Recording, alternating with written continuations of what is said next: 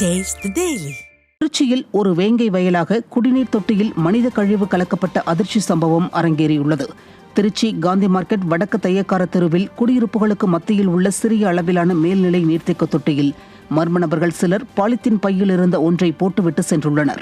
இதனை கண்ட அப்பகுதி மக்கள் குடிநீர் தொட்டியை சோதித்தபோது அதில் மனித கழிவு கலந்திருந்ததை கண்டு அதிர்ச்சி அடைந்தனர். இதையடுத்து மலம் கலந்த தண்ணீர் அகற்றப்பட்டு தொட்டியை சுற்றி ப்ளீச்சிங் பவுடர் போடப்பட்டது.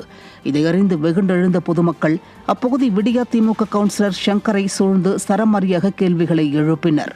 வேங்கை வயல் குடிநீர் தொட்டியில் மலம் கலக்கப்பட்டு 2 ஆண்டுகள் கடந்தும் குற்றவாளிகளை பிடிக்க திராணியற்ற திமுக அரசு புகார் கூறியவர்களையே குற்றவாளியாக்கி வேடிக்கை பார்க்கிறது. இந்த நிலையில் தமிழ்நாட்டில் மீண்டும் ஒரு சம்பவம் அரங்கேறியுள்ளது. ஸ்டாலின் அரசு நிர்வாகத்திறனற்று இருப்பதை தோலுரித்து காட்டியுள்ளது. இந்த சம்பவத்திலாவது தீய சக்தி திமுக அரசு முறையாக நடவடிக்கை எடுக்குமா என மக்கள் ஆவேசமாக கேள்வி எழுப்பினர். நீங்க தான் பதில் சொல்லணும். இப்போ இங்க இருக்க மக்களுக்கு இது மாதிரி நடந்துச்சு அப்படின்னா இது தொடர்கதை ஆகாமல் இருப்பதுக்கும் இல்லை இது மாதிரி நடந்துருக்கு என்ன சொல்ல வரீங்க? ஏன்னா இது வந்து சாதாரண இஷ்யூ கிடையாது. இது தமிழ்நாட்டில் இப்போ 2வது தடவை நடக்குது. வேற மாதிரி சம்பந்தமே இல்லை. கம்பேர் பண்ணாதீங்க. சரி, பார்த்து பக்கத்தில் குடியிருக்காங்க. அவர் ஒன்றும் என்கிட்ட சொல்லிட்டார். உடனே நான் கவுன்சிலர் ஃபோன் எடுத்துட்டேன். ஃபோன் எடுத்தோன்னா நேராக அவர் வந்தோம்னா மாநாட்டிலேருந்து 10 பேர் வந்துட்டாங்க. ஃபோன் எடுத்து 10 பேர் வந்துட்டாங்க. வந்து இந்த ஃபினிஷிங் மட்டும்லாம் போட்டு கூப்பிட்றாங்க. அந்த தண்ணியை பூரா திறந்து விட்டாங்க.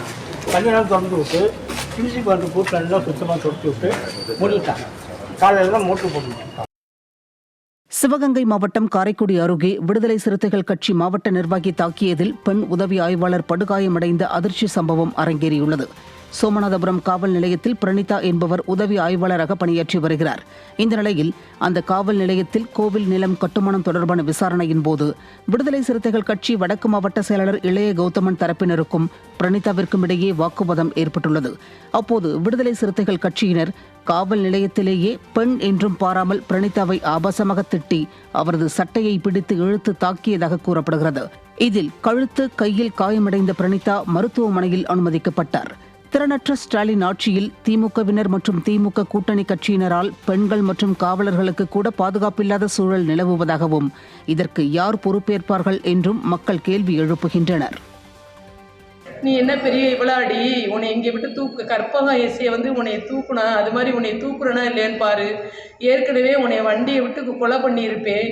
இப்போ உன்னை கொலை பண்ணுனா யார் கேட்குறா உன்னைய அப்படின்னு சொல்லிட்டு சட்டையை பிடிச்சி இழுத்து கையெல்லாம் பிடிச்சி இழுத்து 10 பேர் சேர்ந்துக்கிட்டு ரொம்ப பிள்ளைய ரொம்ப குடும்பம் எங்க ஸ்டேஷன்லயே அந்த பிள்ளைனால அது தாக்க முடியாமட்டு மூச்சு திணறல் வந்து அந்த ஆஸ்பத்திரியில் வந்து இப்போ இங்கே கூட்டிகிட்டு வந்துருக்கேன்.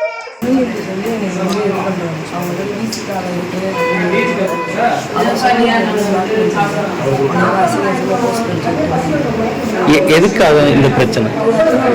ஸ்டேஷனுக்கு வந்தாருன்னு தெரியல. கம்ப்ளைண்ட் கொடுத்தவங்க கவுண்டர் விட்டவங்க இவர் வந்து உட்காந்துட்டு என்னை வந்து இவ்வளோ பேசணுங்கிற அவசியம்.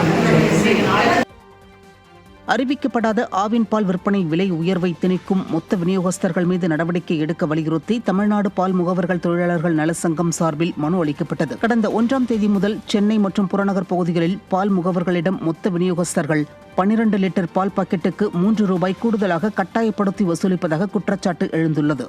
இதுகுறித்து ஏற்கனவே மின்னஞ்சல் மற்றும் பதிவு தபால் மூலம் புகார் மனு அளிக்கப்பட்ட நிலையில் ஆவின் நிர்வாக இயக்குநரிடம் தமிழ்நாடு பால் முகவர்கள் தொழிலாளர்கள் நலச்சங்கம் சார்பில் நேரில் புகார் அளிக்கப்பட்டது. விடியா திமுகவின் ஆவின் நிர்வாகம் தரமான பாலை வழங்குவதில் பல்வேறு குளறுபடிகளை செய்துள்ள நிலையில் பால் விற்பனை விலை உயர்வை பால் முகவர்களிடம் திணிப்பது சர்ச்சையை ஏற்படுத்தியுள்ளது. நீலகிரி மாவட்டம் கூடலூர் அருகே முதுமலை புலிகள் காப்பக அதிகாரியை கண்டித்து அதிமுக சட்டமன்ற உறுப்பினர் தலைமையில் நடைபெற்ற பொதுமக்கள் போராட்டம் இரவிலும் தொடர்ந்தது. மசினக்குடி மற்றும் அதனை சுற்றியுள்ள கிராம மக்கள் கால்நடைகளை மேய்க்கவும் கட்டுமான பொருட்களை எடுத்துச் செல்லவும் சுற்றுலாவாசிகள் வந்து செல்லவும் மக்களின் அடிப்படை தேவைகளுக்கும் முதுமலை புலிகள் காப்பக வெளிமண்ட துணைக்கள இயக்குநர் அருண்குமார் கடந்த 4 ஆண்டுகளாக பல்வேறு தடைகளை விதித்து வருகிறார்.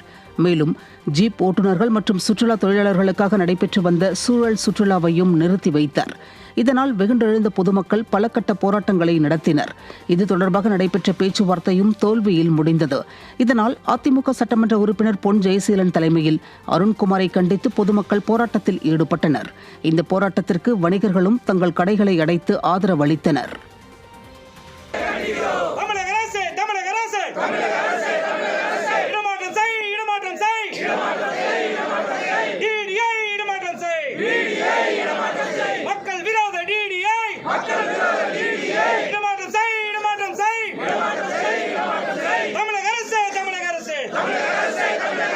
$1000 $2000 கொடுத்து அதன் மூலமாக தான் நம்ம வாழ்வாதாரத்தை நடத்திட்டு இருக்கிறோம். இவர் வந்ததுலேருந்து முற்றிலுமாக அதுக்கு தடை விதிச்சிருக்காரு.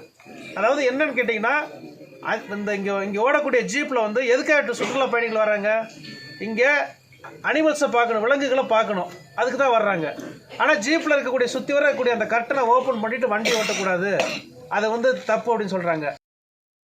காஞ்சிபுரம் மாவட்டம் சுங்குவார் சித்திரம் பகுதியில் செயல்பட்டு வரும் சாம்சங் தொழிற்சாலையில் ஊழியர்கள் 3 பேர் பணியிடை நீக்கம் செய்யப்பட்டதை கண்டித்து 2வது நாளாக தொழிலாளர்கள் உள்ளிருப்பு போராட்டத்தில் ஈடுபட்டுள்ளனர். கடந்த 2 மாதங்களுக்கு முன்பு தொழிற்சங்க அங்கீகாரம், ஊதிய உயர்வு உள்ளிட்ட கோரிக்கைகளை வலியுறுத்தி தொழிலாளர்கள் வேலைநிறுத்த போராட்டத்தில் ஈடுபட்டனர். 30 நாட்களுக்கும் மேலாக போராட்டம் நீடித்த நிலையில் பேச்சுவார்த்தை நடத்தப்பட்டதால் தொழிலாளர்கள் அனைவரும் மீண்டும் பணிக்கு திரும்பினர். இந்நிலையில் தொழிலாளர்களிடம் தொழிற்சங்கத்திலிருந்து விலகுவதாக கட்டாயப்படுத்தி சாம்சங் நிர்வாகம் கையெழுத்து வாங்குவதாக புகார் எழுந்துள்ளது. இந்நிலையில் தொழிற்சாலை இயக்குநரை நேரில் சந்திக்க அனுமதி மறுக்கப்பட்ட நிலையில் 1 மணி நேரத்துக்கு மேலாக பணி புறக்கணிப்பில் ஈடுபட்ட 3 தொழிலாளர்கள் பணியிடை நீக்கம் செய்யப்பட்டனர். இதற்கு எதிர்ப்பு தெரிவித்து 500க்கும் மேற்பட்ட தொழிலாளர்கள் தொழிற்சாலை நுழைவு வாயில் உள்ளே அமர்ந்து 2வது நாளாக உள்ளிருப்பு போராட்டத்தில் ஈடுபட்டு வருகின்றனர்.